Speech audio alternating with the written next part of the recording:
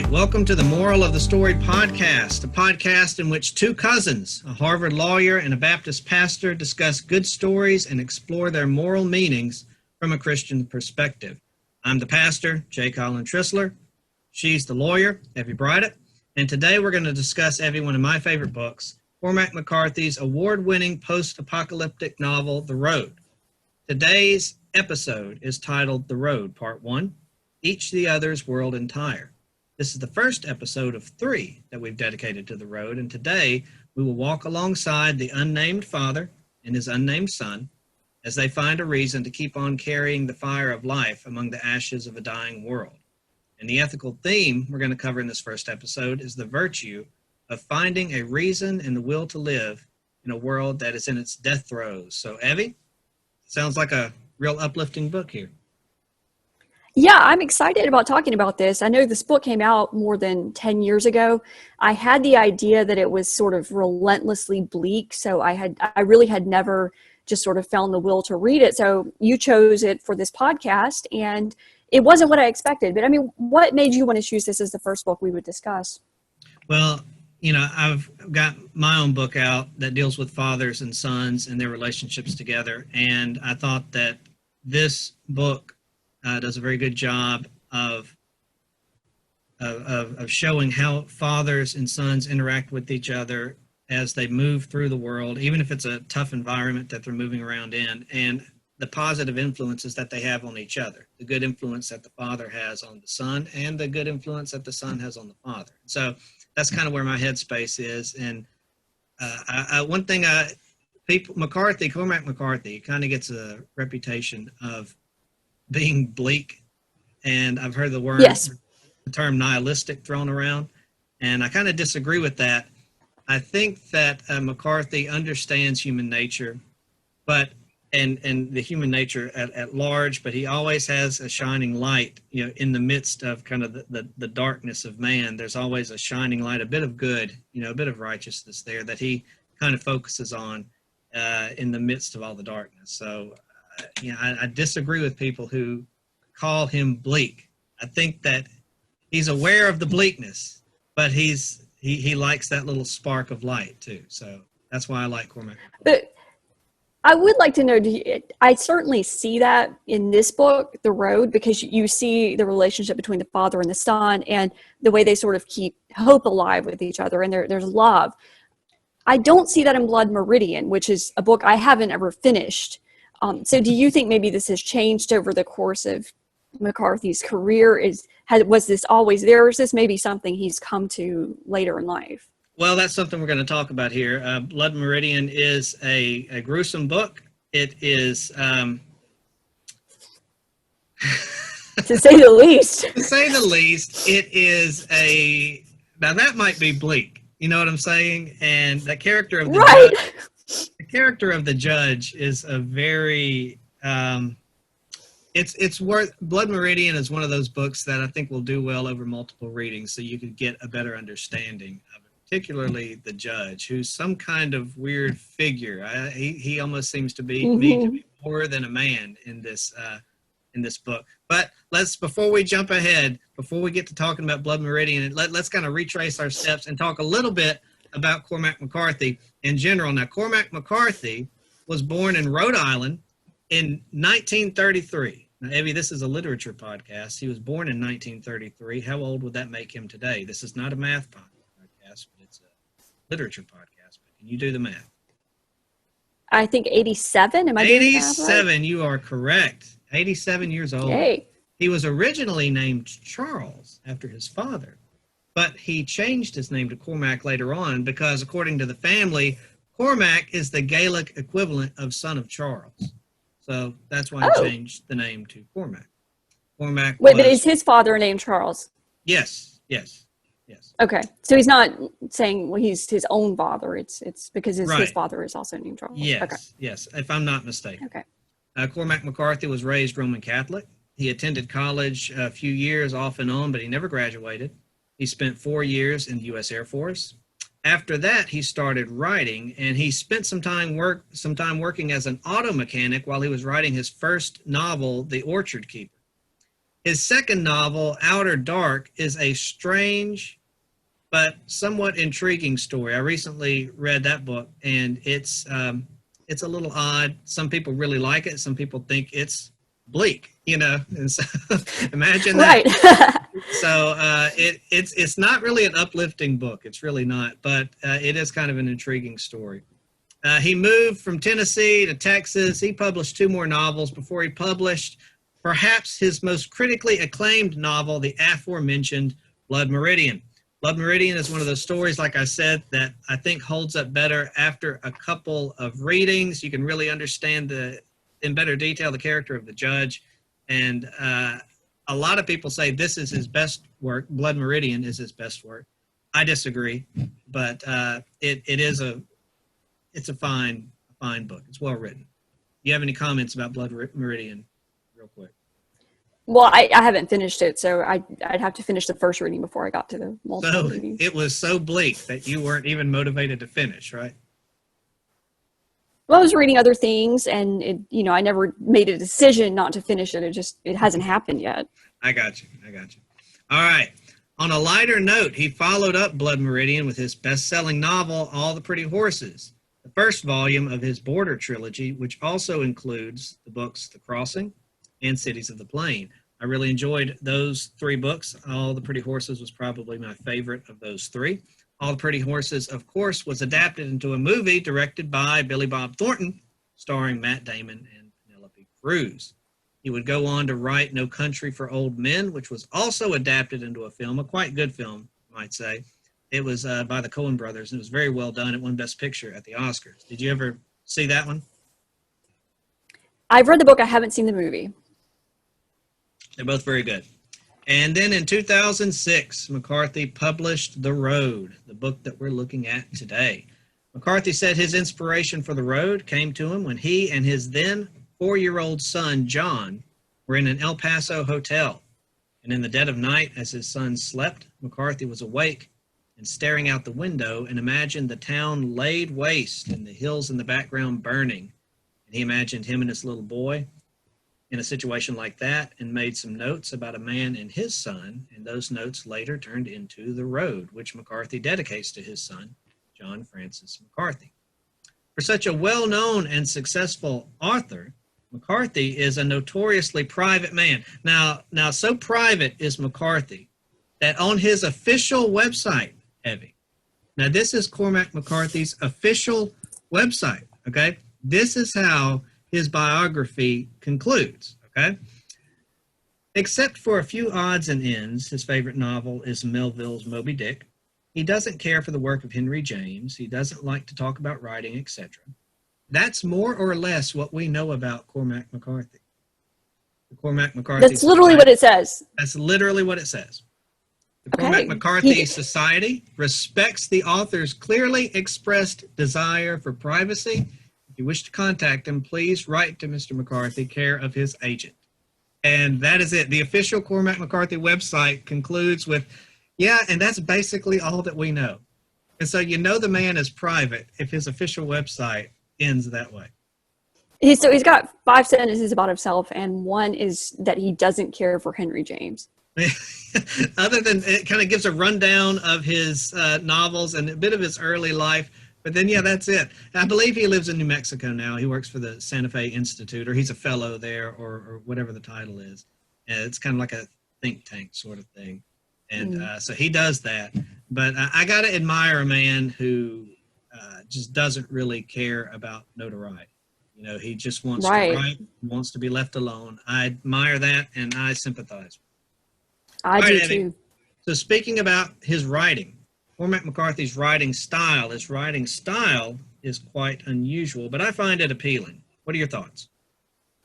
Well, it seems to me he's always on one extreme or the other, right? So he's either on these extreme, concrete, very small details, or he's kind of philosophizing about the nature of the universe. And it's one or the other. Maybe sometimes both at the same time. Like when he's talking about the small details, maybe he is making a larger point. But I mean, I think later we're going to be talking about Pride and Prejudice, which is very much to me right down the middle. I mean, it's the level at which we live life, and we got some ideas mixed in there and some people's feelings, but this is so either very specific or very abstract. And I think that's interesting. I mean, and of course his prose is known for being really poetic. I mean, he's just a wonderful crafter of sentences, but it's very distinctive. I think you could pick up a McCarthy novel and you would know within a few sentences who you were reading. Absolutely, without a doubt. I remember I was reading in Stephen King's book on writing. It was a kind of a memoir, but also a writing, how to write. And I read that. Yeah. He put sentences up there by different people, and I couldn't. But immediately I was like, Cormac McCarthy had to have written this sentence here. And sure enough, it was pulled from Blood Meridian. And this was before I'd read Blood Meridian, so you can just spot it a mile away. Rules for grammar, McCarthy kind of throws those out the window. Not a lot of, no quotation marks, not a lot of grammar. He has a lot of short declarative sentences, and he's got those mixed in with these kind of long drawn out sentences. He has a lot of sentence fragments, stuff like that. And sometimes that really throws people off. But to me, that's part of the appeal. I guess it's less polished as far as, grammatically, as far as grammar goes. But I guess it really just hits on the heart. He's writing from the heart. He's writing from right there. He's right there in that headspace. And I find all that kind of charming. Yeah, I do too. To me, it almost gives it more like a mythic feel that you don't get the traditional quotation marks. I mean, like one thing I was thinking reading it, you described the premise of the novel that we're in sort of a post-apocalyptic world and the father and son trying to make their way. That's not that different from the premise of a lot of young adult novels, and I enjoy that kind of thing. But this is a very different type of writing, and what makes this serious literature as opposed to something that's really well done, like The Hunger Games, but we wouldn't necessarily say that that's literary or serious literature. It's got a lot of literary merit, of course, but what makes this different? Well, and one thing that I've never read The Hunger Games, and I've only seen the first movie. I think I watched it with my wife or something. So I can't speak to The Hunger Games, but I know that's written for a young adult audience. Now, McCarthy, with his audience, the way he writes, I would imagine that this is how he's much different from The Hunger Games, just me speculating here. He really expects his audience to put forth effort when they're reading the book. He doesn't just lay everything out there for them. He doesn't really get into the headspace of his characters. What he does is he describes, like you mentioned, in pretty significant detail, the actions that the characters are doing. And he describes meticulously the actions that they're going through. And he allows their actions to define who they are as characters, to show what kind of person they are, to show what kind of mood they're in. And you really have to interact with a Cormac McCarthy novel. It takes me longer to read a McCarthy novel than any other one because it's such an interactive process between the author and the reader. I think that's exactly right. So something like The Hunger Games, anything in that genre, you're sort of led along a lot more. You have suspense that keeps you reading to the next scene. You're wondering what's going to happen. In this novel, not that you're completely not wondering what's going to happen, but there isn't a clear plot. I mean, you have kind of a sense of a goal. They're going to try to get somewhere, but you're not really sure where they're headed, or the plot doesn't seem to progress in the way that you expect with a genre fiction. And you've got to think for yourself and figure out what they're doing and what the author's trying to do, what the author's trying to say. I think that's exactly right. It takes a lot more effort to read something like this, and there's a lot more that you can get out of it by putting the effort in. Well, he really wants you to think, and that's why it takes me longer to read McCarthy novels, is because I'm constantly you're having to think and you're having to analyze their actions. And I think that's a really important tool of writing, is to show more so than tell. And rather than just say, "Hey, Evie, we've been friends for a long time." I mean, he shows that they don't really come out and just say that sort of thing, like they do in movies or whatever. He shows just he can, by their actions and the way they talk to each other, that accentuates the camaraderie or whatever it is that he's trying to get across. He's very, very good at that. And it's a much more intellectual workout for me reading a McCarthy novel, because it just demands that kind of interaction. Yeah, absolutely. And I finished it a few weeks ago because we were planning to discuss it. And I've been thinking about it just on and off ever since. I mean, going through your life, you think of things and you think about different scenes from that book. It's the kind of book that stays with you, different parts of it. Whereas to me, like a movie, a lot of times you watch it and you have that experience over 2 hours or whatever, and you're done with it. With a book, it's like you inhabit it, and you almost, after even you finished it, you can still kind of go back and inhabit that world. And I don't know why you would want to, but for some reason you do. Yeah. There's something good that you get out of it. Well, that that relationship between the father and the son, in spite of all the horror that's going on around them, that's real, and Yeah. and we'll cover this as we jump into the book, but there's so many little details, like as a father, you say, yeah, I've done this sort of thing. It hasn't been in a post-apocalyptic society, but my son and I have had a similar interaction like this, and Yeah. that's what makes the book appealing, in spite of the horror that just envelops that little relationship of light. That's what makes this book so touching and so meaningful, especially for me as a father to a son. It's one of my favorite books of all time, and I think I've read it 3 or 4 times, and so it's got to have some sort of appeal and some sort of sense of uplifting inspiration for me to want to read it that many times, because I'm not one of these bleak and dark kind of guys. I don't dig on that sort of thing.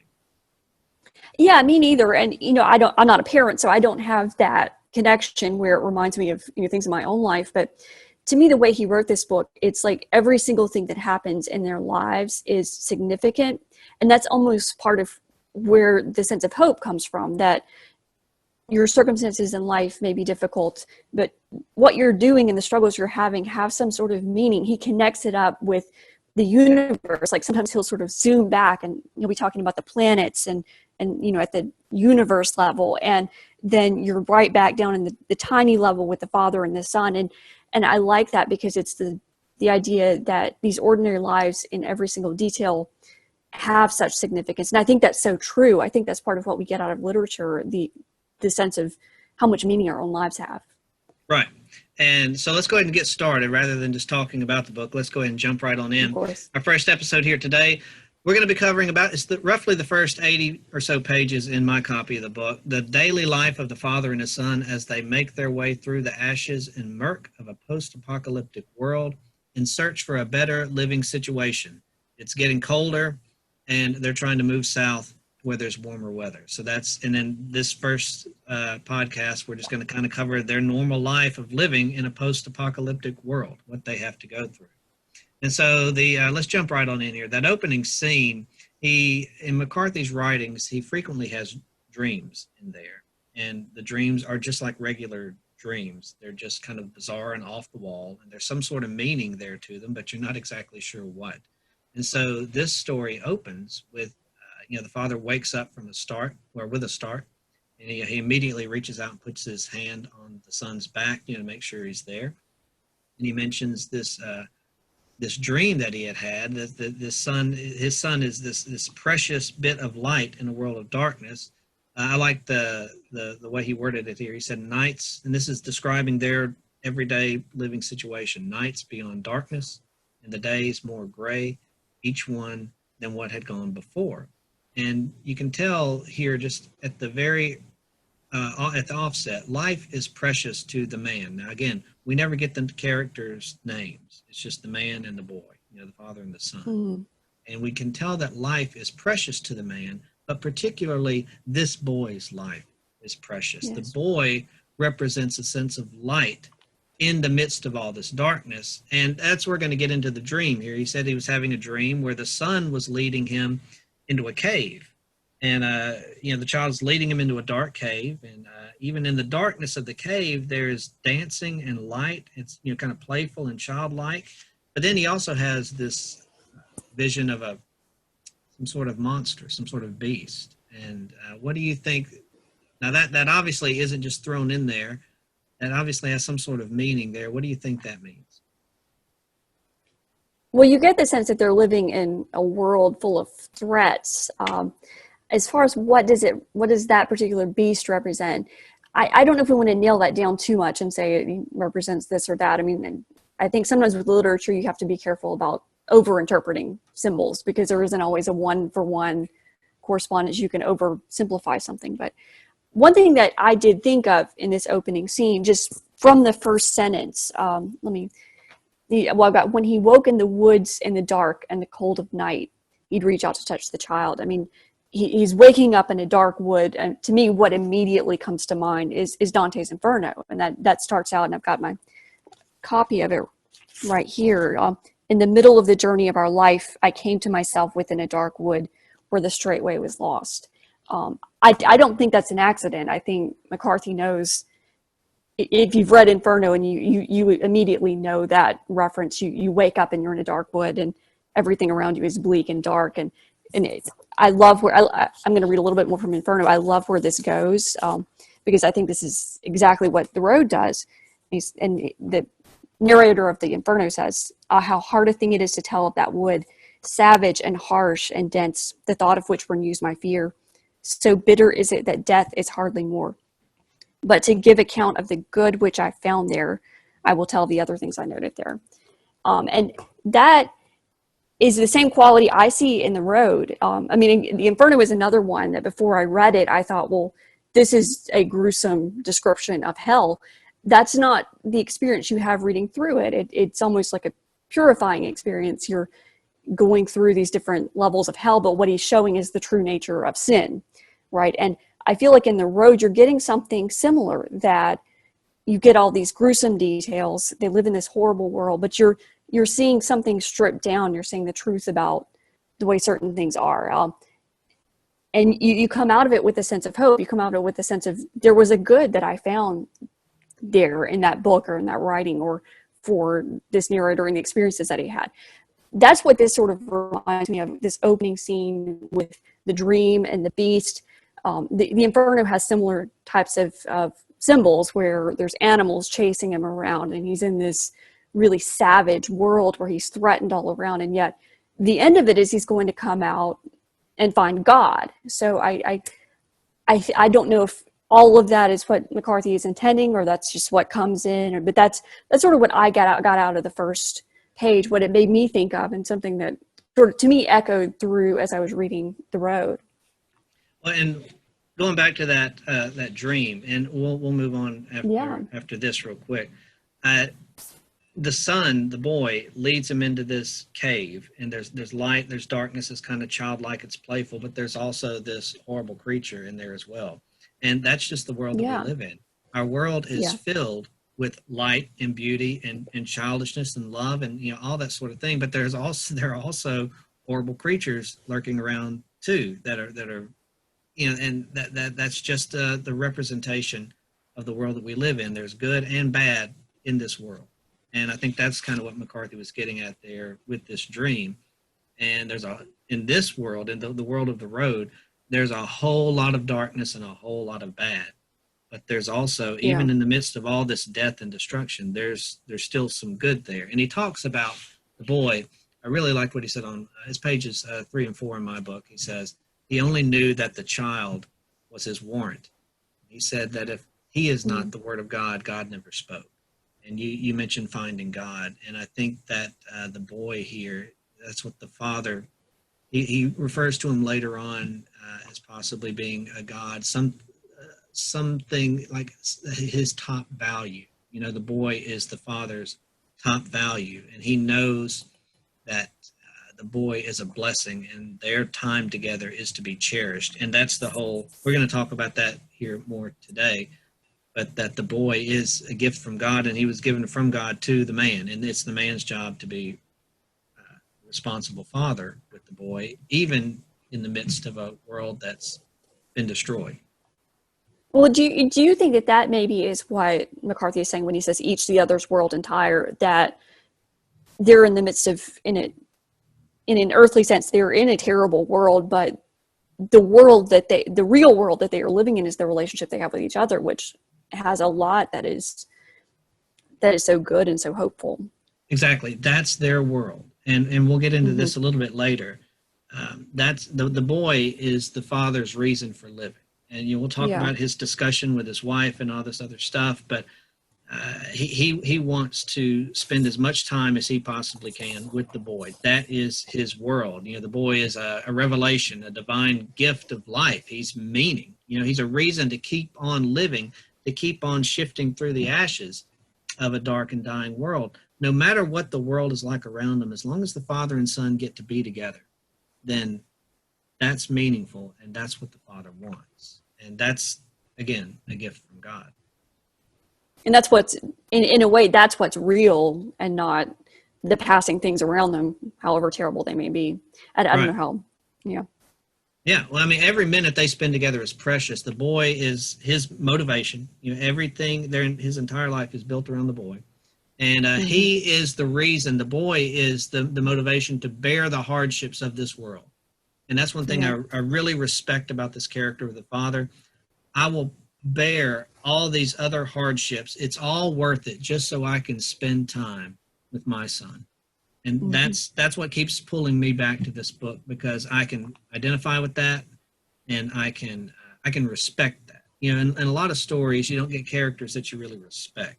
I really respect Father in spite of his imperfections. Everybody's got their imperfections, but I really respect his devotion to his son, his divine responsibility as a father to this boy.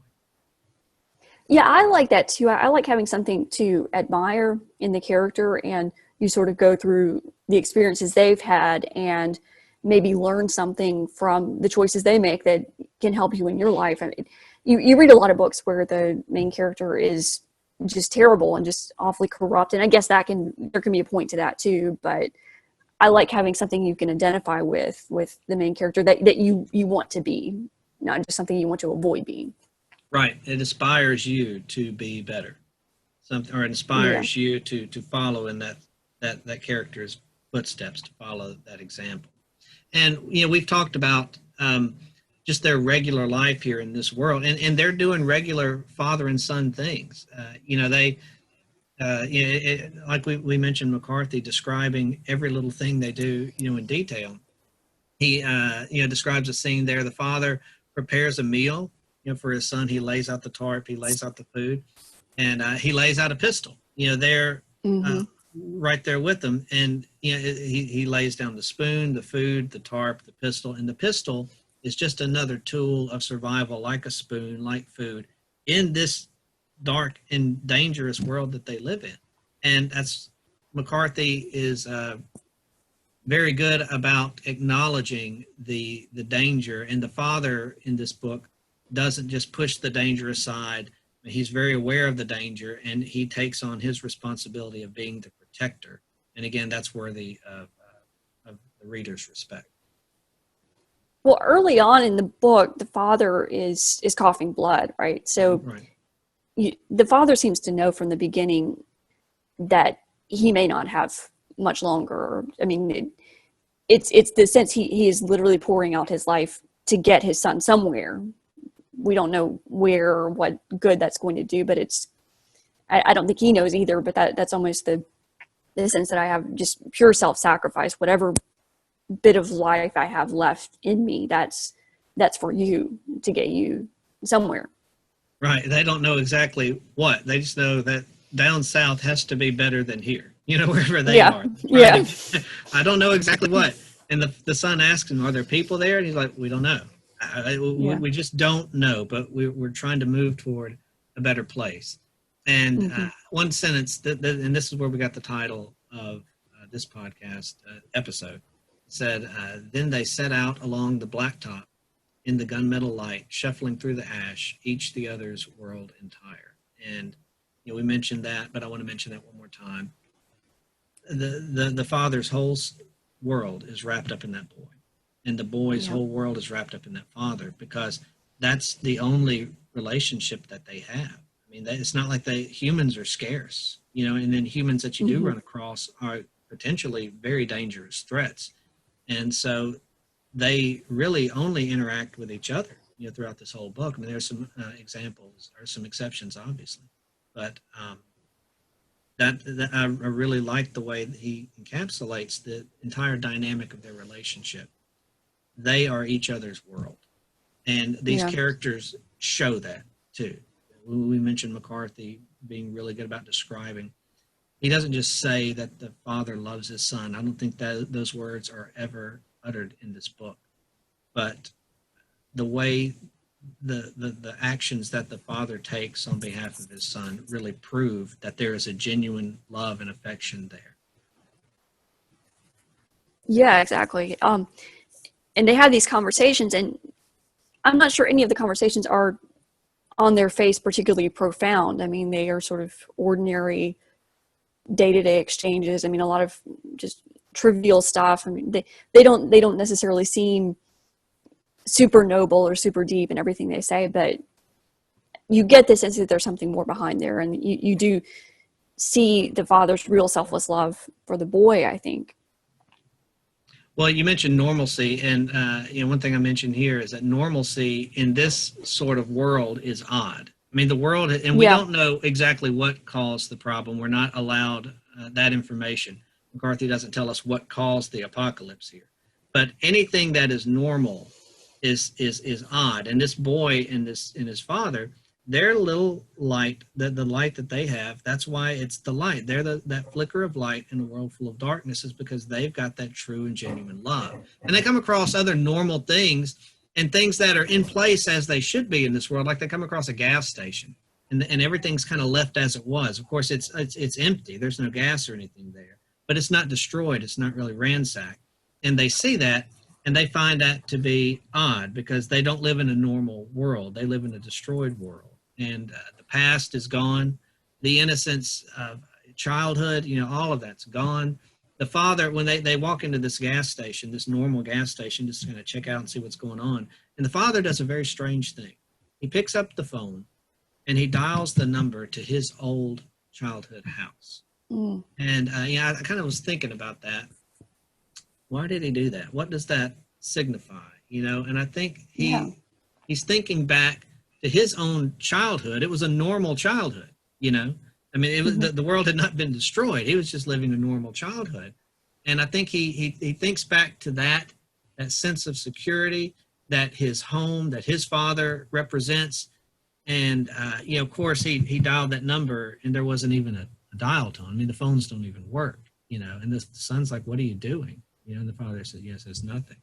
And he recognizes that the past is gone, that security that the father and that home represented, that's all gone. He now is the father, and he's the source of security for his son. So, I mean, he can't worry about somebody being a source of security for him. He's got to be the source of security for his son, this, innocence and tender spark of life in a dying world. Well, what do you think the father was thinking in making the phone call? Was it sort of like, was it an indulgent moment for him that he would pretend for a minute or two that things hadn't changed, or was it something else? I think he was thinking back. He saw something normal. Like I said, that gas station was normal, and it reminded him of a normal time. And he might have just been kind of going back to a normal time when things were normal and you didn't have to live this way, constantly on edge, scrounging for food, worrying about people coming to eat you and other stuff, and also I also think that represents the fact that he might be a little upset that the boy was born into this world, and the boy won't have that kind of normal childhood. This destroyed world full of ash and darkness.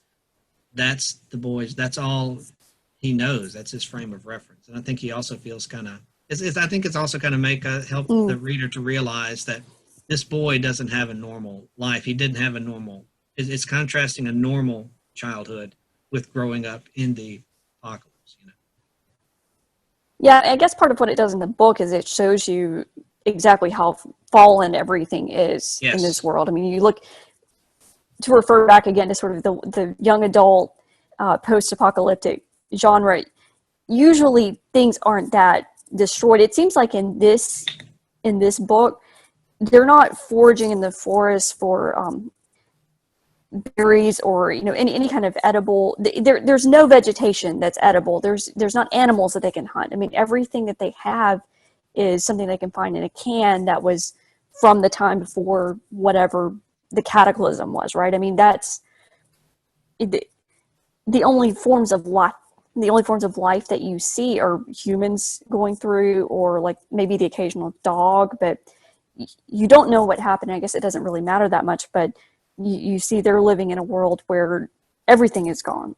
All technology is useless, and all forms of life that sustain human beings seem to be just gone, right? I mean, I can't tell exactly from the book how far it's gone. Are there any plants still alive? But you do get that sense they never are going out into nature and trying to find food there. That this isn't that kind of story. Right. They're going from one like destroyed home to another and hoping to find something in a can or something like that.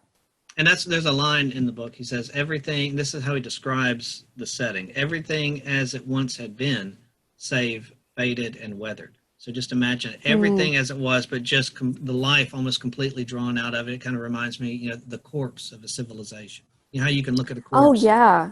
You can look at a corpse and you can tell that if you're at a wake or whatever, you can tell that the spirit has left the body, and it almost doesn't look real. The physical body there, the corpse doesn't really look real. And I kind of think that's where he's trying to help us see the world in that way. The spirit of the world is gone, and in this world here is just the corpse of the world that was, and that's the world that they live in. And we talked about bleak earlier. Man, it's really bleak. You know what I mean? Who would want to live in a world like that? And he actually has the man has a discussion with his wife. They actually, and plenty of people are just killing themselves because they don't want to live in a world like this. And man, that's what really draws me to this book. The father has such an appreciation for life. And the time that we have together, we need to spend as much time together as possible, because that's real. That's light. That is a reflection of God right there. That is the word of God. God has given us this time together. And I won't end it early, if I don't have to. Now we can go ahead and mention this. Now he's got a gun. The father does. There are 2 bullets in the gun, and he's willing to use that gun on the son and him in case they ever get in any sort of circumstance that is beyond redemption. Like if they're going to get kidnapped by cannibals, and the book mentions cannibalism and these roaming groups of marauders, and they have sex slaves and this type of other stuff, people on chains and stuff like that. And it's just a brutal and barbaric world. Humanity's depravity really has just come to the fore. When society collapses, that's when the depravity of man really steps up. And that's one thing that scares me the most about books like The Road, shows like The Walking Dead. I'm not scared of the creatures. What scares me the most in shows like that or stories like that is the fact that society every structure of society has been completely demolished, and now human depravity, there's no structure keeping it at bay. People can act however they want to. And that's the scary part. Books like this, stories like The Walking Dead, that's what really scares me, is just the complete loss of civilized society. And now people can let their darkness shine because there's seemingly no consequences. You know what I'm saying? Yeah, everything you look to for protection, like I guess the government or any sense of order in society, that there are consequences if you act this way, that's gone. And then people have every incentive to be as bad as possible, because it really is just every man for himself. There's a finite amount of food in this world. There is the food that's been canned that's out there to be found, but you don't have animals like it's mentioned. I wonder if there's a cow alive somewhere. Well, we don't know that. We don't have herds of animals where there's going to be enough food for everybody. You're living in a world where there is real scarcity, and so people have every incentive for their worst impulses to come out, and everything you ever look to for protection is stripped away. Right. And that is pretty terrifying. Yeah. And that's what the father, he's now that source of protection. He doesn't have a father. Oh, that's true. To rely on. He's now got to protect his boy. So he's got to stop worrying about some protection for himself. And he's got to start focus on protecting the boy. And the boy, I like how, as we're going to see here throughout the book, the boy starts out with the mind of a boy. And by the end of the book, he's matured and grown, and he's not a full-grown man, but the boy has died metaphorically, and the man has been born to take his place, and that shows that the father is doing the right thing, but that he's showing his boy how to grow into and become a man, and not just a literal man. I mean, a man who is capable of carrying the fire of morality and living as a source of light in a world that's dark. That's when you've done your job as a father. But here at the beginning, the boy is not like all kids. He's not comfortable with the dark, because he's innocent, and he's got that light inside of him. He's not comfortable with the dark. He's not accustomed to it. He asks, they've got this little lamp, and the boy asks to leave the lamp on until he goes to sleep because he's scared of the dark. All this other stuff that's going on, and he's a little boy who's afraid of the dark. Can we leave the light on until I go to sleep? And he still has those mannerisms of a little child. Now, he doesn't tell us exactly how old the boy is. I'm guessing somewhere around 10, give or take. Is that kind of what you thought as far as the boy's I wonder. Yeah, I wondered the same thing. Now, you mentioned earlier that McCarthy had the idea when he was with his own 4-year-old, and that almost seems more like the age of the boy at this point in the novel. But then later, 6 or 7 years have not gone by. I mean, it's really been, I don't know, maybe a few weeks. He does seem more like he's about 10. I think he's leaving the age ambiguous on purpose, so that you see that growth in a kind of a compressed period of time. I initially pictured him being about 4 because he is scared of the dark and he's small, but I don't know. I probably would have said 6 or 7 because he does seem so young at the beginning. Yeah, and I think that he did leave that ambiguous on purpose because it's different with every person. I remember teaching. I was a school teacher once upon a time, and I remember seeing boys in the 7th grade, and you had some boys that were still talking about dragons and cartoons, and then you had other boys that were talking about baseball and girls, and they were the same age and they were in the same grade.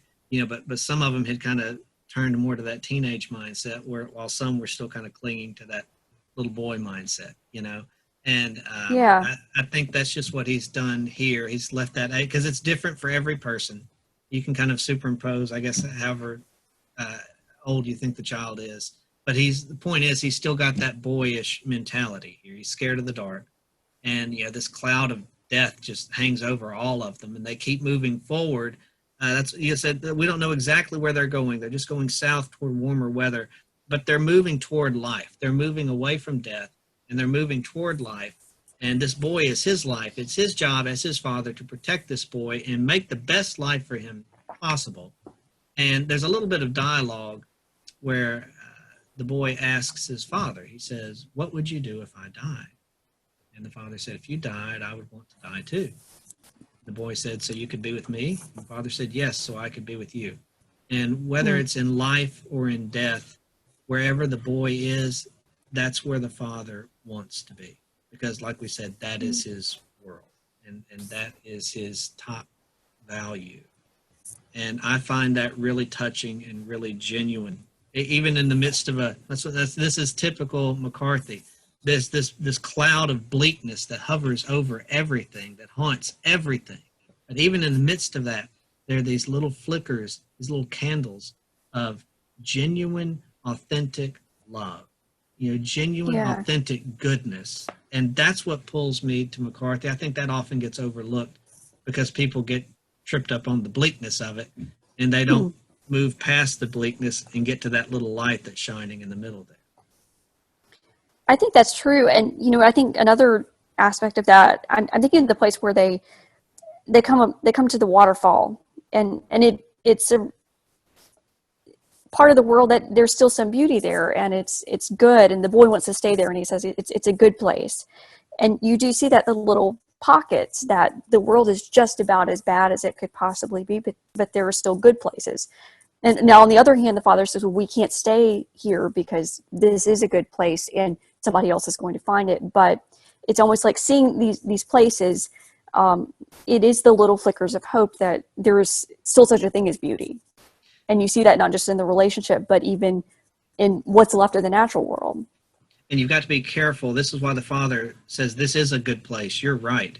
But we can't stay here because this attracted us. It's going to attract somebody else. And that other person may be dangerous, and there's always evil. There's always darkness looking to invade those little pockets of light, those things that are good and true and beautiful, and look to destroy it. And the Father, says, we can't stay here because my job is to protect you. And now we get into the question. The Father, McCarthy, starts bringing this up. The Father says, if only my heart were stone, which means that he starts kind of questioning himself, constantly on the move. We can't stay in a good place. What kind of life does my son have in a world like this? Is this a life worth living? And even though the Father values life, he still questions himself. And I think rightfully so. I think even right-thinking people would ask this question: is it more responsible for me in this world that we live in, where there are threats, where people are eating each other, where there's starvation, where there's all this death and darkness and seemingly no hope for improvement? Is it more responsible for me to kill the boy and kill me and then put ourselves out of our misery? Is that the more responsible thing to do? I think in a situation like this, that is a legitimate question. And the man, he does ask himself that, and he is prepared, at least, in his mind, to take the boy's life if he needs to save him from harm and pain. And that's why he says, if my heart were stone. I think he has kind of set himself to do that, but I think he knows deep down, just deep down at the core of his soul, he could never do that. He could never take the boy's life because that boy's life is precious and he just can't do it. So that's why he wishes for a heart of stone to be able to snuff out that innocence and that light. But he wishes for it because he doesn't have it, and no matter how bad it gets, he cannot take the boy's life. He wants to be there and spend time with his son. What I find so admirable about the Father is the way he keeps going on and keeps moving forward, even though he's not really sure that what he's doing is the right thing. Like you're saying, he's wondering, would it be right to kill himself and the boy? And I think you're right that on some level he knows that it wouldn't be, but he does not have a clear vision of where he's going or why, or if I can just get the boy south, then this is what's going to happen. He doesn't know any of that. He's just having to carry on with it. And in, I guess, the most vague sense of faith and hope, I think that's what he has, though. I think he does have faith and hope. He just doesn't have a clear idea of it, and he goes forward anyway. And I think that's really inspiring in a way, because sometimes we do have to just persist in life, and there's some hope for. I mean, as Christians, we know that there's hope for us in the future, but we don't always have a strong sense of that. And that is something I do find very admirable about the Father, that without much to hope for, he keeps on. There have been so many people in this world of the road that have given themselves over to that heart of stone. I mean, they come across corpses, people who have killed themselves, or people who are dead, people who've just given themselves over to that heart of stone. And a heart of stone may make life less painful, but it will also make life empty and meaningless too. The man wants a heart of stone. He kind of wishes for one so that he might do what needs to be done, and do the smart thing here and save the boy pain when that time comes. But he knows he just can't bring himself to do that. He values his life. He values the boy's life and their time together so much that he just cannot adopt that heart of stone. And the dad, he's coughing. You mentioned that, and he's coughing blood, and he senses that death is creeping in, and that death will eventually uncouple, the man from his son. And this is, by God's design. That's the way of life. Whether you're in an apocalyptic world or whether you're, today, when we still have society, that's God's design. And then the man I really agree. I say agree. I really understand where he's coming from here. There are times when he expresses anger toward God. You've allowed this death to come upon me. Whatever the coughing is, something's wrong with his lungs, and he knows he's going to die from it. And he expresses his anger toward God. And I think haven't we all done that?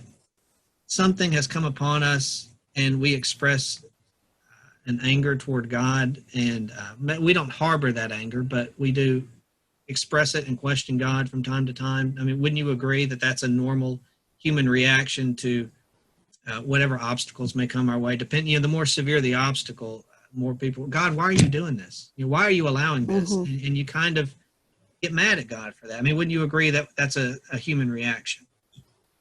I do think that's a very natural reaction. And I think you're right. A lot of people in the world that this man is living in have reacted that way and then responded with defiance by taking their own lives or becoming the worst possible thing they can become. And he feels that anger. He experiences it. He experiences, I guess, the hopelessness, but he moves forward from that. I mean, he goes forward even though he's still going through it. He doesn't feel like, well, I've got to resolve this. He also has to get on with daily life, finding the next meal for the boy. And it's almost like being able to do those things keeps him going. Even he doesn't have to dwell on these questions, and you don't have to answer every question for now. He just make it to the next day. You don't always know why these things are happening, but what you just right. said there, what you do know is that you must keep moving forward. You right. won't always know why. And honestly, to be blunt, God does not owe us an answer for anything that he does. That's very true. He is supremely wise, and there have been plenty of times where things happen and we just don't know why. But what we do know is what our mandate is. And the father with his son here, my mandate is to take care of this boy, to move him to a safer place, and to make the most of the time that we have. And that's all a human being can do, is take what we've been given today, make the most of it. Don't sit there and be mad, but don't wallow in it. Don't just sit down and wallow in the murk of your own self-pity. Express that anger, but then keep moving forward like a real man, like a real woman does. In the midst of that hardship, keep moving forward and keep meeting your God-given responsibilities. And I think the father is a very good example of that. I think so too. I mean, so often we want all the answers now, and you're not going to get them. And it's sometimes good for us that we have these obstacles that we have to overcome. Not necessarily that anything in my life is anything like this man's life, but we almost need the distraction of it. We need the concrete people to love so that we stop worrying about things that aren't real. That we need to have that task before us each day and focus on what's happening right now, because you can sit and worry about the future, what's going to happen 10 years from now, 20 years from now. And that is not in our hands at all. The only thing for us is how are you going to live today? Right. What are you going to, like Gandalf said, what are you going to do with the time you've been given? Like what he told Exactly.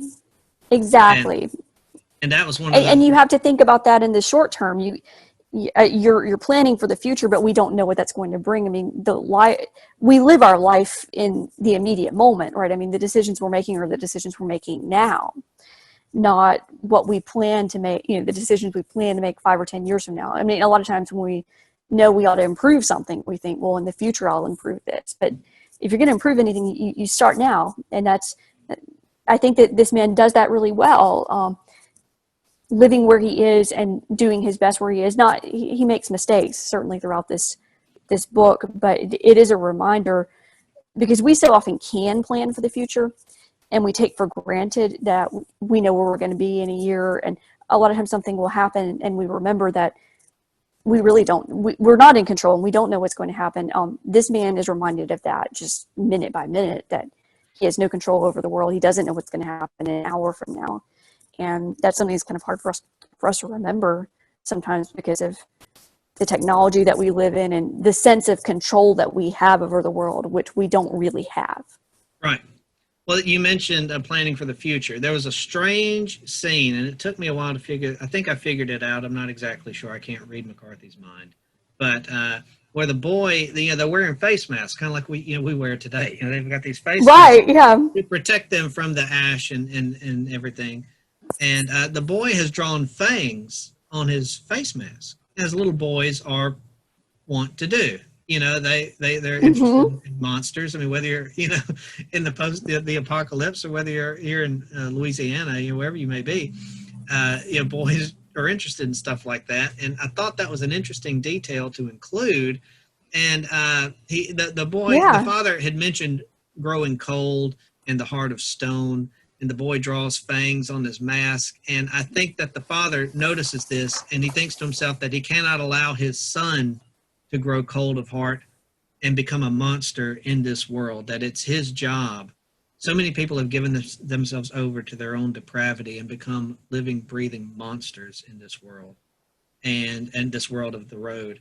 And the father says, I cannot allow my son to become like that. I have to be involved, and I have to teach him the right way to carry the fire. And we'll get into that in the next episode Mm. of our podcast, but what that truly means to carry the fire. And McCarthy drops these little breadcrumbs or themes that he's going to address later on, and I think that's what the father is. I think that's why that scene is in there. He cannot allow his son to become one of these monsters, human monsters that you see roaming around, giving himself over to his own sinful depravity. And it's a father's job to help prevent his son from growing into that. Yeah, I agree. And I think he recognizes that it starts with something small, like drawing teeth on your mask, or acting like you're evil. It's always one small step after the other. I mean, I'm not sure about this world, but I assume people don't just wake up one day and decide to be cannibals. And I think maybe the father knows that, right? That it's there. I think there was a line somewhere about what happened to the world where he says no fall without being preceded by a declination. And so Right, he right, sort of recognizes you start down that path and you're going to go further than you ever thought you would. right. It's And never he sees just that in his son. right. It's never just an immediate drop off. You've already started on that pathway down, and that's one thing that Right. he's keeping an eye on here. I cannot allow my son to start off on that pathway, and they talk about. He said something kind of harrowing. McCarthy did. It speaks of all-consuming blood cults. These just Mm. roving cults of men, people who've just given themselves over to the bloodlust of their sinful natures, and that's horrifying to me. That's what really scares me the most is that. But we've already talked about that, and then we go back to this is what McCarthy does throughout this book. He talks about these kind of horrible things and these kind of deep things. And then it's a scene where they've got this shopping cart that they're carrying all their stuff in that they're pushing around. And now he's got a scene of the father fixing the shopping cart's wheel and the boy just sitting there watching him do it. And you'd think, well, this is kind of random, but it's not. It's one of those things that we talked about of him showing and not explicitly telling. This is the father fixing the cart's wheel, and the boy is watching everything that the father does, and he's learning from the father. Whether it's fixing a shopping cart, he's learning how to fix this wheel if it ever breaks again. Mm. And that's so important for parents to realize, is that our children are watching us, and we show them how to behave or not to behave by our actions. And I think that's what that little scene means. The boy is watching the father, and he's learning how to survive in this world from the father, whether it's keep carrying that fire of morality and maintain what it means to be human, or whether he's fixing a wheel on a shopping cart, that the father is setting Yeah. a good example for his son. Well, what did you think about the scene where he finds the Coke can for the boy? I mean, do you think Yeah. that's just representing like a glimmer of hope in this world, or how did you take that? Well, it's a couple of things. I mean, to be so excited over a Coke can, Coke cans are common today, but when in a world where everything's gone, that becomes a true prize, a true treasure. This becomes a special moment. And the boy, the father opens it, and he's never had Coke before. He's never had carbonated drinks before the boy has it. And the father says, drink it. And this also shows the dynamic, the mutual love between the father and the son. The son isn't just taking everything from his father and taking his father for granted and living with an entitled attitude and expecting his father to give for him. Some children act that way. This boy does not. What does the boy want to do with the Coke can? The father wants him to have it all, and the boy wants to share it with his father, right? We're going to share this little special moment together because I love you and you love me, and the boy is going to give for his father just as the father gives for his son. Yeah. There's so many little touches like that where you do have something bright or something good, and it is an opportunity for them to show their love for each other. And it is so interesting because, like you said, we live in a world that's full of Coke cans. What do you think McCarthy is saying by putting them in a world like this? I mean, is the bleakness of this world, is it in some way a metaphor for all the terrible things in the world we live in, or is it something else? Do you see it another way? Like, why set a story in a world where everything living and good just about is gone?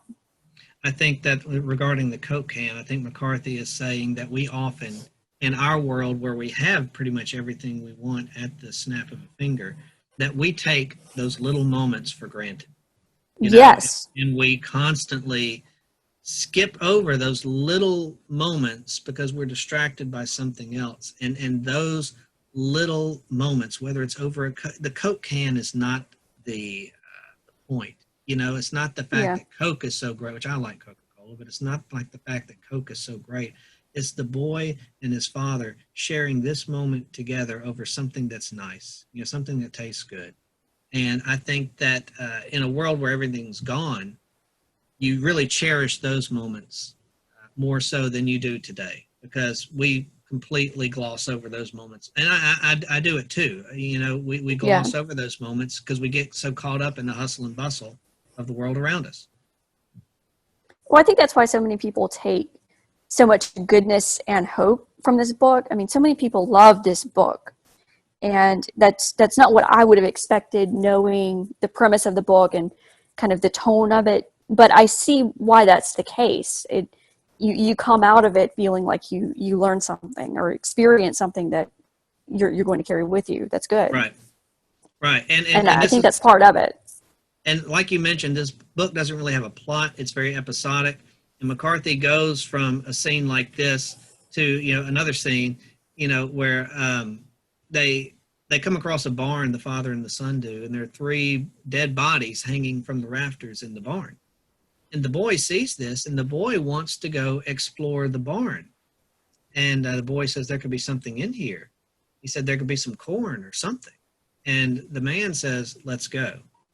And he doesn't want to go search the barn for food, because I think the fact that the boy saw these dead bodies and it almost didn't, I won't say it didn't really bother him, but he's getting used to it. You know what I mean? And I think the father thought that the mental harm of exposing his son to that horror, getting him used to that horror, outweighs any physical benefit, whatever food they may find in there. He doesn't want his son to grow up in this cold world and be dehumanized to the thought of death and this horror. Those, going back to that fang, the mask with the fangs on it. And so he's always, they have those little moments where they share those special things, and the father is really looking out for his son and keeping him that flame of humanity burning within the son's soul, and not letting him get used to the death and destruction that surrounds him. And well, I think he makes I'm sorry, and it's just those little moments, those little moments between, those good little moments between the father and the son that keep that flame alive. That's true. Yeah. And one point that the father makes at some point, I think the son maybe is quoting him to say, once you see something, the image is in your head forever. And Right. I thought that Yes. was an interesting point, that he's looking out for his son's interior life as well as trying to meet his needs. I mean, that's kind of the point you've been making throughout, that he sees this son as his mandate, and every aspect of his son's life he's concerned about. Right.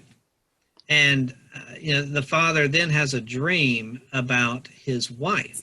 His wife, who never explicitly says she's dead, and we assume she's dead, and she walked to her own death.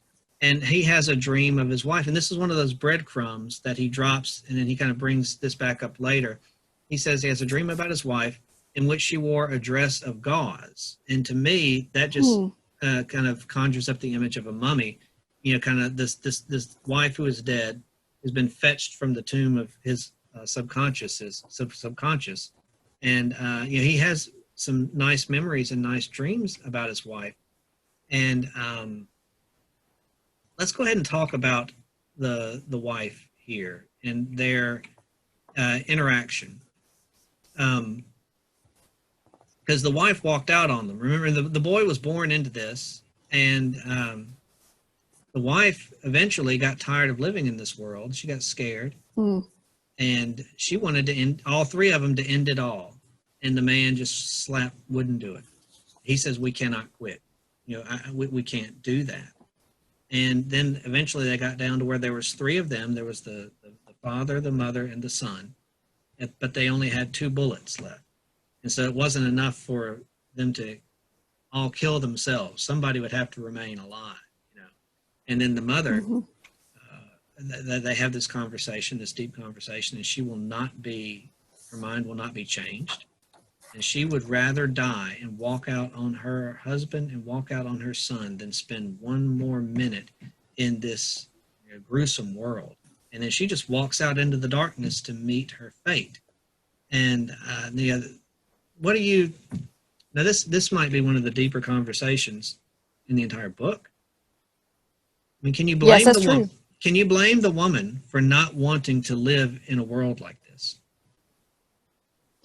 I think anybody can understand why she felt the way she did. The way it's framed in the story, this means the man has already had to confront this question head on, whether to carry on with his life or not. Another thing about the wife, though. It wasn't that she was so actively miserable in the present, which I'm sure she was, but it was fear of what might happen. And I think that's another. The man is trying to teach the boy courage, that you can't let fear of what may happen keep you from moving forward. And that's part of what you see with what happened to his wife. She was afraid they would be kidnapped. She was afraid that people would come and murder them in the worst possible way. And so she thinks, well, I've got to avoid that possible future, and that can be such a destructive thing, to have that kind of fear.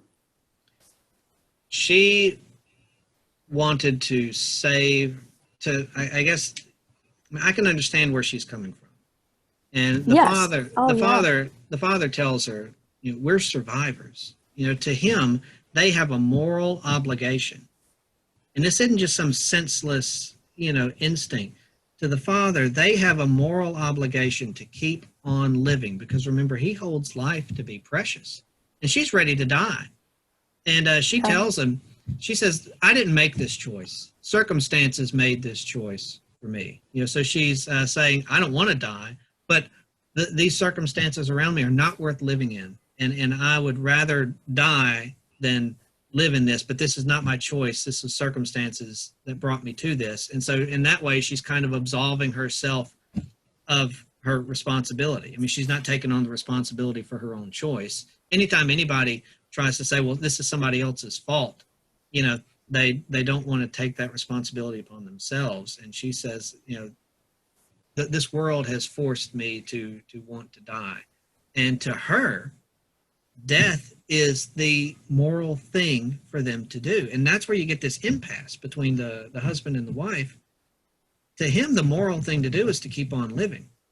And to her, the moral thing to do is to kill themselves and spare themselves and their child the pain. And so you've got two people at completely different ends of the spectrum there that are just butting heads. And this is a husband and a wife. This is what this world has brought them to. And circumstances don't make your choice for you, but circumstances do reveal your character. And I'm not trying to be mean here. This woman was a quitter. The man was not. The man, every moment we have together is precious, and I want to make the most of the time that we have. And I see her point. Even though I disagree with her decision, to her, life was kind of meaningless. She talks about taking death as a lover, how little she values her life and her family and the time they have together.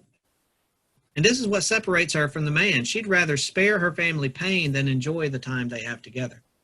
And I think that's just a fundamental philosophical difference. The man says, I can put up with, no matter what the circumstances are, I can put up with the circumstances as long as we get to be together.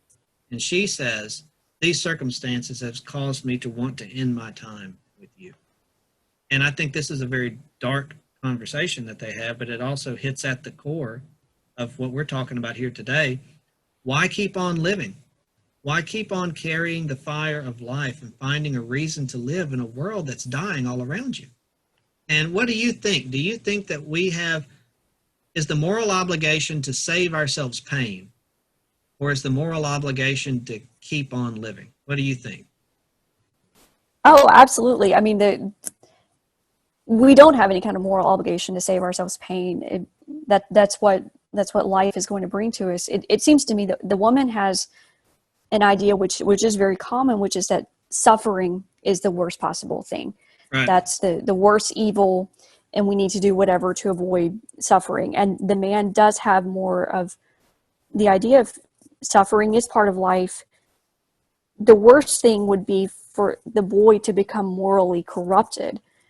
Our worst possible fate is not that we would have to suffer, which we all do to some degree or other, but that we would become bad people, that we would become monsters. And to him, I think that's the choice, that he's choosing love over choosing not suffering. And I think sometimes people think of love as, I want to spare this person from ever experiencing pain, or I want to make this person happy.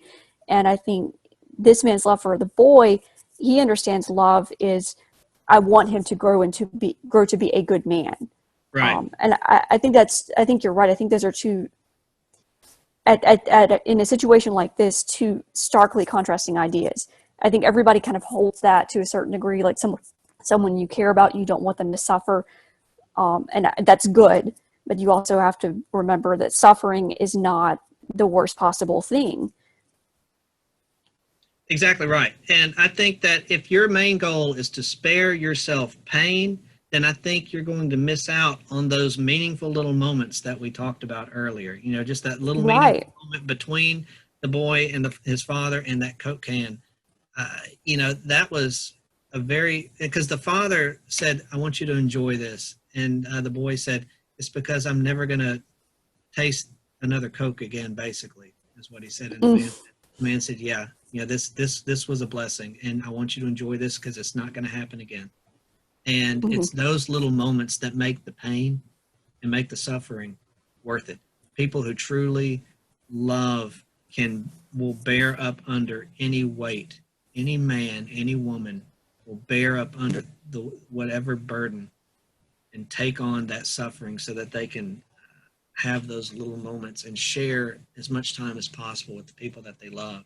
And this is what really ticks me off about the wife, and maybe I'm being harsh on her here, because she just walked out on her family. To her, her family is not worth standing for. Her family is not worth fighting for. She has lost all the will to live. Her family is no longer a motivation for her. She's adopted almost a nihilistic outlook, and she walks alone out into the dark to her death, and he can't change her mind. I imagine the hopelessness of the father there, the husband. I mean, that's his wife, and she's not some psycho. I mean, this was a normal No. woman. They had a good marriage. They had plenty of great memories. And then the world turned her into this. And she walks out alone to her death. She walks out on her family. And McCarthy wrote this. He said, the 100 nights, speaking of the husband and the wife, the hundred nights they'd sat up arguing the pros and cons of self-destruction with the earnestness of philosophers chained to a madhouse wall. In the morning, now this is after the mother had walked out, in the morning the boy said nothing at all. When they were packed and ready to set out upon the road, he turned and looked back and said, she's gone, isn't she? And he said, father said, yes, she is. Just like that. And the boy realizes that the mother has walked out on him. And I just couldn't imagine doing that, no matter what the circumstances are. I couldn't imagine as a parent getting to that point in my soul that I would walk out on my family, particularly my children, especially for a mother. You know what I'm saying? To walk out on her own child. And the son realizes that. She walked out on us. And that's a burden in and of itself to bear for the child. That's true. And you see that she hasn't actually prevented suffering. She's caused it for the son by doing what she did. But I do think that her reasoning and her actions are natural in someone who doesn't have faith and hope. I think any of us would think that way if you don't have, I guess, the flame, you don't have the fire that you're carrying. We as Christians are able to see beyond that. And I think that's the way the father thinks, and that's the way he teaches the boy to think, look beyond our present circumstances, because we have hope. And she doesn't have that, but the way she is thinking and the action she takes, it seems to make logical sense to her, given the facts that she has before her. Right. I'm not saying that I don't understand where she's coming from. I do. Oh, sure, right. I do understand where she's coming from, but I think this just shows how people truly are. You get to that point, and either you're willing to walk out on your family, or you just can't bring yourself to do it. And I think people truly love, truly moral people, they cannot bring themselves to walk out on their family. The people and the things that they value, their relationship with God, their own integrity, their relationship with their family and the people that they care about. You can't, if there's true value there, you can't just walk out on somebody. You know what I'm saying? I think so too. And it can't be done. I just can't imagine any circumstance where I would make the choices that she's making. I can imagine it. I would hope that I would make the right choice, but I don't think it's that hard to imagine being in a place where that is a temptation, for sure. But I think the man also understands, and it's almost like he agrees that what she did is the logical thing to do, but he can't bring himself to do it, and that's almost a way where the boy is a gift to him.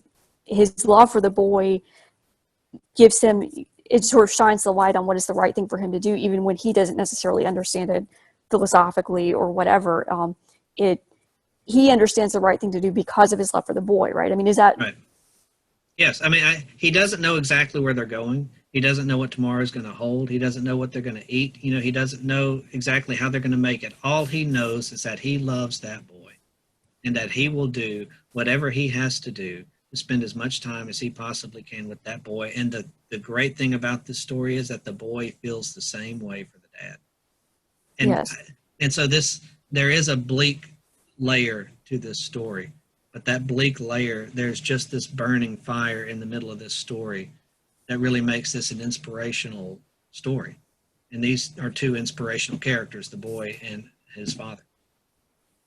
And it seems to me for the man, there's a separation between like abstract reasoning about what would be moral versus his making a real moral decision in life.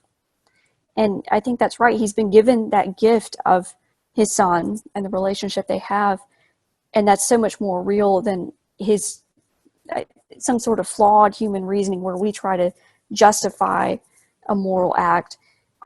I think there's a place for that, for reasoning through what's morally right and morally wrong. But to this man, love is an active force that leads him to the right thing, as opposed to this philosophical discussion he was having with his wife that led to his Right. wife doing the wrong thing.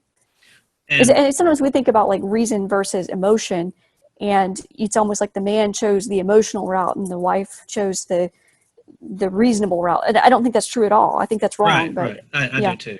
I think that's wrong. And but I see what you're saying there, though. And before we move on and wrap it up, I do want to yeah, mention this. This is the lesson that we can take away from this, that we don't live in a world that's destroyed. There is a lot of chaos going on in our world, and much more chaos and much more uncertainty in our world today than it was even a year ago or even 5 years ago, you know. But yeah, no matter what is going on around us, I think this is the ethical lesson that we can learn from this portion of the story, is that we have to keep putting one foot in front of the other, and we have to keep our priorities in order. We have to remember what is real and what is valuable and what isn't. And it's those moments that we get to spend with the people that we love. Those moments are real and they're lasting, and they make a crazy world worth living in, because Father says, even if I have to live in this destroyed world, as long as I'm here with my son, I want to keep living. You know, I want to keep moving forward. And I think that's the lesson that we can take, is we can't do anything about circumstances, but we can control how we react to circumstances. You know, we cannot let yeah. circumstances change us in a bad way. And we must keep meeting our God-given responsibilities, keep our integrity intact. I can't control what the world does, but I can control what I do. And I can keep my integrity intact. I can refuse to act like the world. I can refuse to keep meeting my God-given responsibilities, even when I don't understand why things are happening the way they are.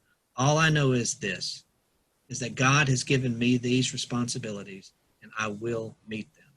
And I think that's a lesson that I think that will keep people sane in a world that may be going a lot crazier bit by bit every day. Yeah, absolutely agree. And All right. Oh, I'm sorry. Go ahead. I think this book was a great choice, and I think reading it in chaotic times. And I mean, first of all, to keep some perspective of how much good and what kind of gifts we've all been given, but also to remember, like, no matter how bad things are, we have been given other people to Right. love us and for us to love, and that's the task before us. How do we love those that God has given to us? The good is out there. God has Yes. put good out there, and you have to work for it and find it. Happiness is not free. Happiness is like Right. anything else. You got to work for it and you got to earn it. And the happiness, the meaning that you can find in life, the reason to keep on going, those special, true moments that are beautiful and good, they are there, and you have to work for them and find them. And you do that by, like I said, keeping your priorities in order. I will not let anything come between me and my relationship with Jesus Christ. I will not compromise my own personal integrity. I will not let anything come between me and my relationship with my family, with my wife and my children. You know, and no matter what's going on, we can control that. And I think that the man and the boy set a good example of how to enjoy the good that God has put on this earth, even in the midst of all this bad stuff that surrounds us. Yes, I agree. All right, now speaking of bad stuff, now we move on to the cannibals in the truck. You know what I'm talking about? This is where we're going to wrap up our episode today. All right, so this big, loud truck that's running on God knows what, I think is what how the man says it, is it's coming into the scene, and the boy and the man hide, and then we get these weird-looking people. These are cannibals, as we find out. We get a description of one specific cannibal, the cannibal in the cap, the one who plays a part in this scene. This is how McCarthy described him. His eyes collared in cups of grime and deeply sunk like an animal inside a skull, looking out the eye holes, which I thought was an amazing visual. So you've got this skull, and you've got this animal that lives within the skull, and he's peering out through the eyeballs, the eye holes there. And I think what he's saying here is that these are the people who have given themselves over to their more animalistic nature, their more animalistic desires. They've lost the ability to think and act like men, and they are acting like animals. And I think that this, as a description, is what he's signifying there. I mean, wouldn't you agree? I mean, think about it. To become a cannibal, I mean, a willful cannibal, you know, who enjoys this sort of thing. That's a pretty much the last step in losing your humanity, right there. Wouldn't you agree? Absolutely. And that was a question I had. Why cannibals? Why are the ultimate bad people in this story cannibals? And it's not just the worst thing you can do to yourself. I mean, like it grosses us out to think about that, but it's also one of the worst ways you can desecrate another human being, to treat them as an object to that extent that you eat another person. It really is almost one of the worst things we can imagine. And that's, I'm wondering, why did he choose that as the worst evil in this world? I guess that's why, because it's to kill another a complete abandonment of humanity in yourself and another person. To kill another human being for food is something an animal would do. You know? That's right. I mean, there's a big difference between being a human and being an animal. We are to kill somebody who bears the image of God and use that person for food. That you've pretty much lost your humanity. It reminds me of what the Joker said to Batman in The Dark Knight. He thought that he could get Gotham City. He said the people, once all these rules, you know, that prop up society, once all these rules are out of place, these people will eat each other. And I think that applies here. Now that the rules are all out of place, people are just eating each other spiritually, you know, figuratively and literally here. They're eating each other. And so we've got this interaction with the cannibal in the woods. And up to this point in the story, this is our character's first interaction with evil in the story. Now, we've had hardship, but we haven't come across evil. Now, there's a difference between hardship and evil, correct? Yeah. And so now we've got our first interaction with evil in this story. And the cannibal grabs the boy in the woods. Now remember, there's kind of a standoff there. You remember the scene I'm talking about? The father's got the gun pointed at the cannibal. And they're kind of talking. That's right. Back I think one of the. So I think the boy and the father encounter one of the cannibals in the woods, and he's kind of separated from the larger group of cannibals, right? He went out there to use the bathroom, yeah. Right. And so the cannibal is making the point, well, he could make a noise, or if they shoot him, it's going to bring everybody else to that scene. And so you have that sort of standoff. And what do you think of the father's choice in that situation to kill the cannibal who's threatening them? Oh, well, I mean, that's a no-brainer. You know, I mean, he first of all tries to reason with the man. So the father's not some bloodthirsty jackal either. You know, I mean, they get spotted, and he tries to, you know, walk. He tells the man tells him, he says, "You fire that gun, they're going to hear you." And the man was like, "Yeah, but you won't. You know, your brain will be soup, and you will die. You will be dead." And so he's kind of in a. I mean, I don't know that the father really has a plan here. I don't know that there is. He's only got 2 bullets in that gun. You know, it's just a little That's pistol. True. And so what happens is they end up interacting. The cannibal kind of calls his bluff, and the cannibal grabs the boy, and the father just shoots him with one of their 2 bullets into his skull. You know, the father gets a good shot off, and shoots one of their bullets, kills the cannibal, and then they flee. You know, and the boy, of course, is traumatized. This evil almost had him, and the father saved him, and you know, the father and the son flee into the woods. The other people there, the other cannibals, kind of come, and they don't really give too much of a chase. They move on. And here's the really disgusting part of and I don't mean like gross, I just mean like spiritually disgusting. The cannibals just moved on. You know what they did? McCarthy says, he said they neither spoke nor called out to each other. More sinister for that. They didn't care about the man that they lost, okay? And they found his body. Let me see if I got it here. They find his body, and the man and his son, they left their shopping cart there, okay? And they flee, and the cannibals ruffle through their shopping cart and take some of their stuff and then leave. And then the father and his son come back, and you know what they found? They found a little pool of guts there. because those cannibals, that man who had been shot, the cannibal who the father had shot, the cannibals then took him and ate him. That's how much they cared. You know, I mean, it's there's no affection in that group. You know what I'm saying? That is a group Right. that is strictly built on survival. And I want to be part of a group because that gives me power. You know, and I'll eat other people and I'll do all this other stuff just so I can be a part of the group. And you know, the boy and his father are not like that. They're bound by more than just a mere instinct for survival. They actually have love, and these people don't, and that's why they're willing to eat their own.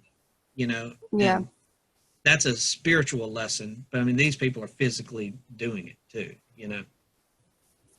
It does remind me again of Inferno, where in Inferno the narrator is encountering these sinners who, it's all kinds of gruesome imagery, but they've reached like the logical consequences of their sinful choices.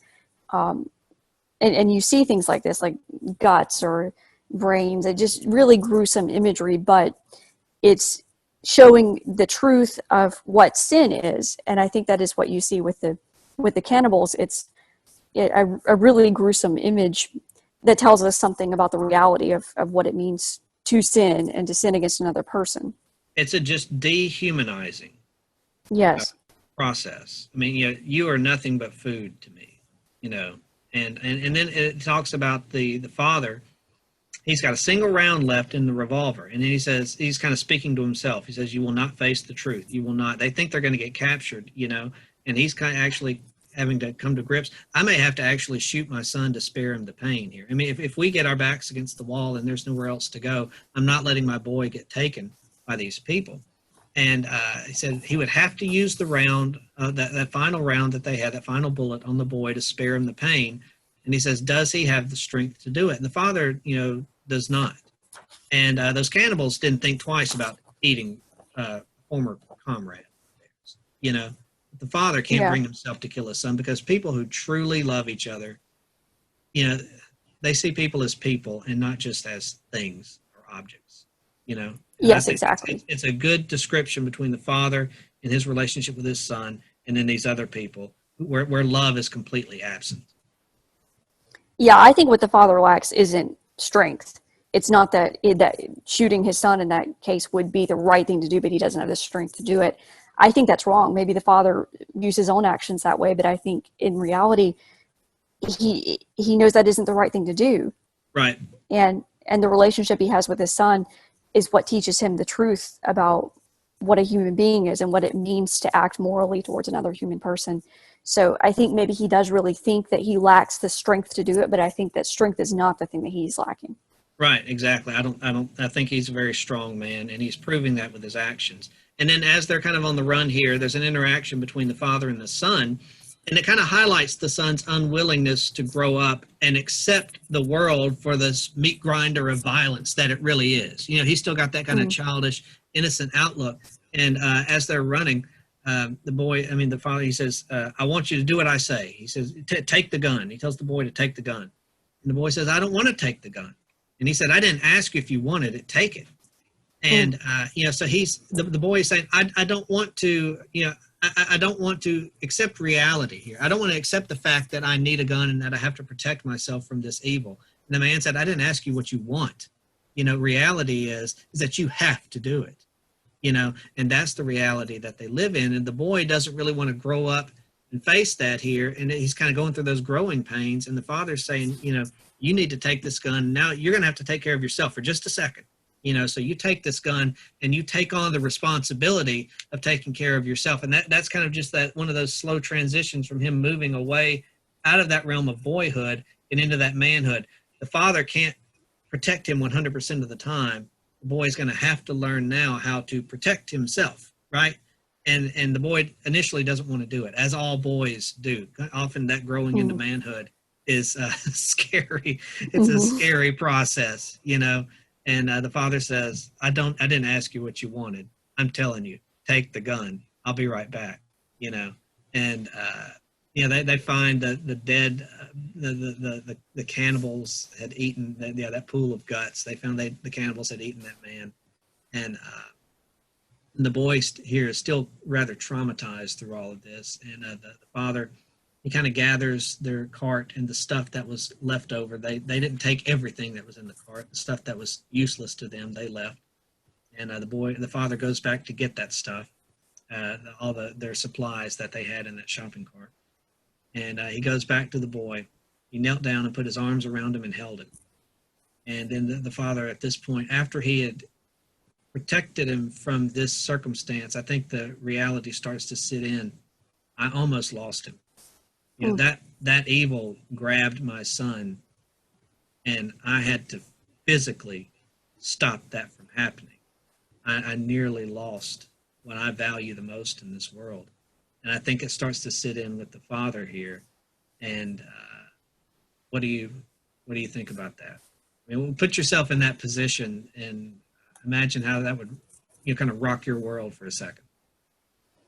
Yeah, so we were saying earlier this book doesn't have really that clear of a plot, but you really do see that, like, this is a transitional moment for the boy because he's having to grow into a man. But I mean, the man is also facing certain decisions. He's facing certain realities, and right. I think you're right. I think that's what he's looking at and he's experiencing at this time. But it's definitely, I think, a turn in the story. Like, we're seeing sort of on screen how bad the world really is and all the things that could happen to the man and the boy.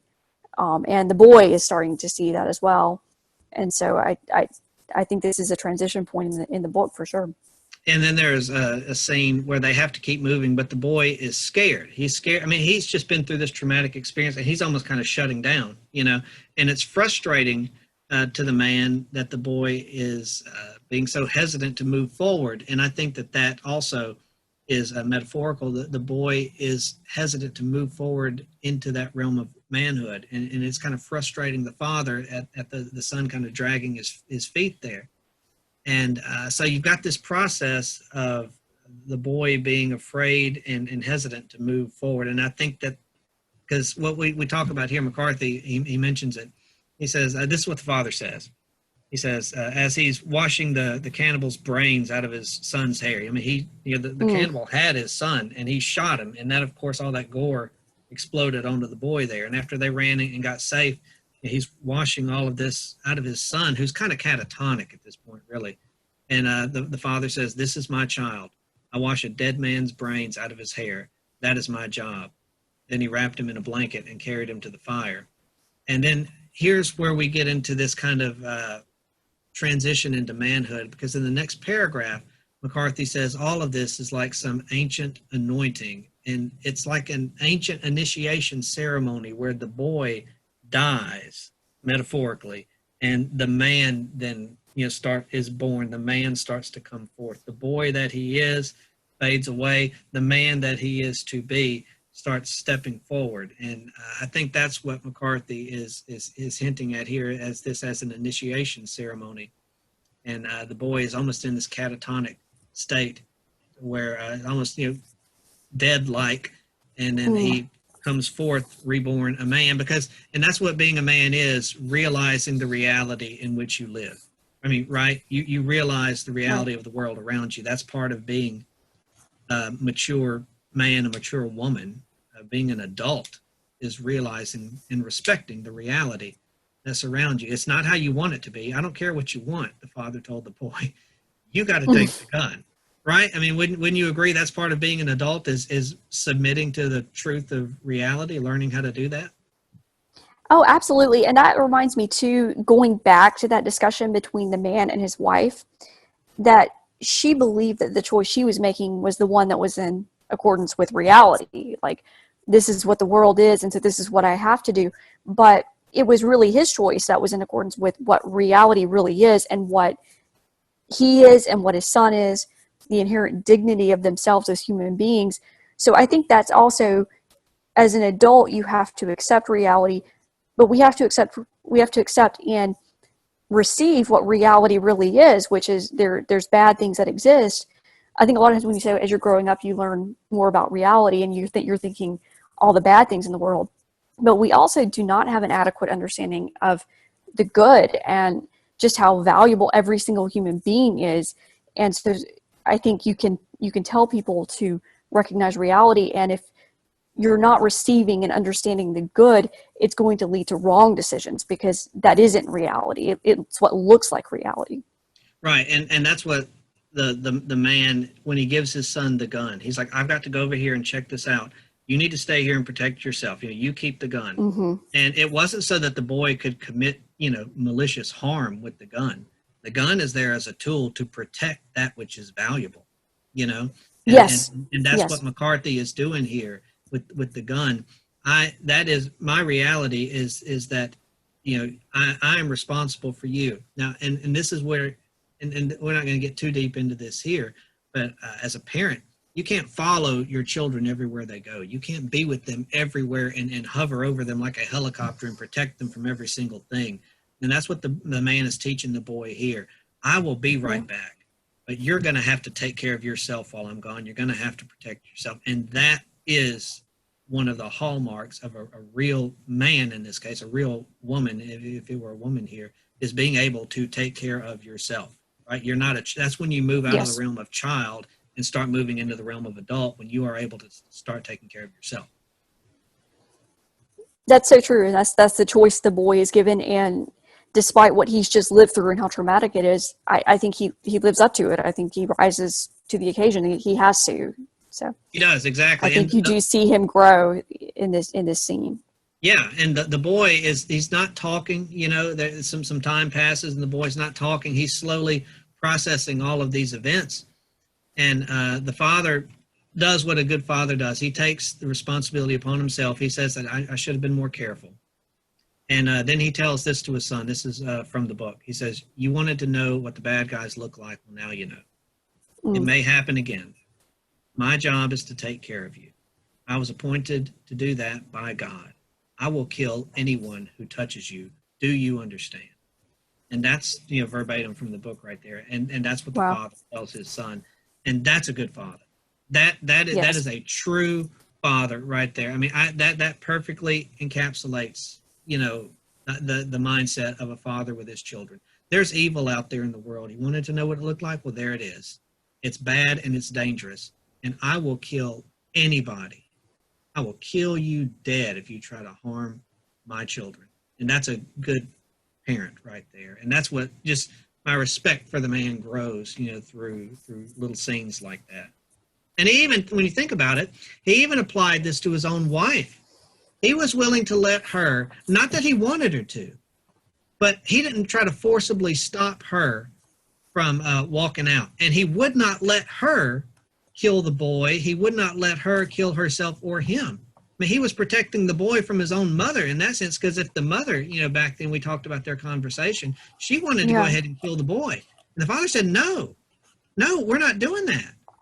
And he even had to apply that same sense of protection against the boy's own mother. He was willing to let his wife die and die on her own in the darkness rather than allowing the boy and him and her to all die together.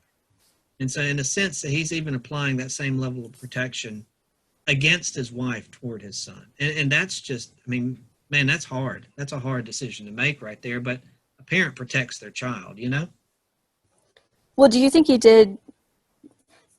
he was wrong not to try to stop his wife from going? He did, short of knocking her in the head and tying her up, which, that's not the right thing to do either. I mean, he tried to reason with her, and I mean, they talked for hours and days, and she just wanted to leave. And I mean, Abby, you know this as well as I do. I mean, if somebody just wants to leave, you can't keep them around. If they've set their mind to leaving, then they're going to leave. And all you can do at that point is just let them go. She's responsible for the decisions that she makes, and then he's responsible for his decisions. Right. She's walking out on her husband and her son. What kind of woman does that? I don't care what circumstances are. What kind of husband, what kind of wife walks out on her husband and her son? I mean, in a regular situation, the husband's not an axe murderer or something like that. I'm not talking about some situation like that. I'm talking about a regular situation. It takes a heart of stone for a mother, especially, to walk out on her child. You know what I'm saying? And that woman had a heart of stone, and the man did not have that. He had a heart of I flesh. think she had reasoned herself into that. She did. She did. It just got too You hard. make little choices. I mean, you may start, you don't have a heart of stone, but each choice that you make, you can become harder and harder. Right. And I think exactly right. that's how you get to that point. To do something that we think is unimaginable, you start with something small and it grows and you get harder and harder. Right. And that's what that goes back to the boy with the fangs on his mask. He doesn't want his boy to develop that hardness of heart. He wants to keep that light shining there, that heart of flesh, what it truly means to be human. And Evie, we're going to wrap it up with this here. This really kind of is a nice little teaser for our next episode. Our central question here is this, okay? The boy asks, after all of this with the cannibal and everything, the boy asks his father. Now, the father has killed a man. The father has washed the man's brains out of his son's hair and all this other stuff.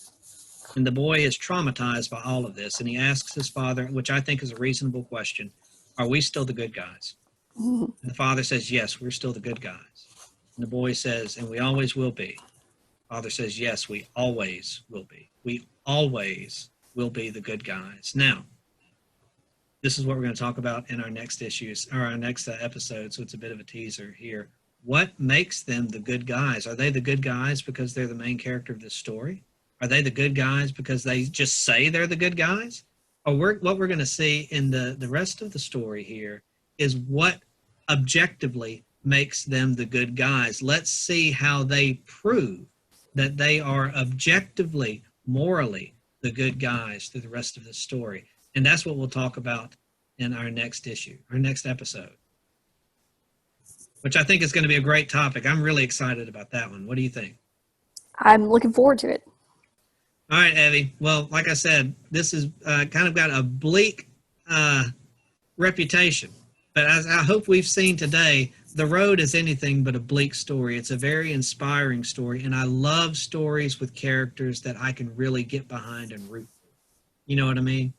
Exactly. Not just follow, but I mean characters that not really just I want to root for them, but I also want to be like them. You know what I mean? Yeah. I want to interact with people like that. And this story, I think, really provides that. I think McCarthy really knocks it out of the park here with providing characters that you can aspire to be like. And I think he gives us such a vivid sense of the man's inner life without ever really discussing, well, then the man thought this and he felt that. You know, and you sort of experience it along with him because you're seeing all these details, all these small things, the concrete things he says, what he does. You know what I mean? Like, do you feel that way? Like it's almost like you know what he's feeling and what he's thinking, and McCarthy doesn't even have to tell you that. Because there's evidence for it. There's evidence for him in his actions and in his words. And that's why this goes back to what we were talking about at the beginning. I really like the way McCarthy describes people's actions to a T, and he allows the actions to prove who they really are. That woman, the wife, proved who she was by her actions when she walked out that door and walked out on her husband and her son. The father, he proved his love for his child was genuine by staying there with him and not just ending their suffering, but making the most out of every moment that they have and trying to make a better life for them. It's the actions that prove people's hearts. Actions reveal a character. And right? As a writing style, it really is the opposite of Henry James. And that's what I thought reading The Road. This is the opposite of the way Henry James writes, who is another author I like, but obviously not an author that Cormac McCarthy admires. So. Right. To the best of our knowledge, what little we know about Cormac McCarthy. What little we know about him. Right. Well, I know that he's a great writer, and I'm looking forward to the next episode. Evie, this has been great, and we will see you all again on the next time, correct? That's right. See you next time.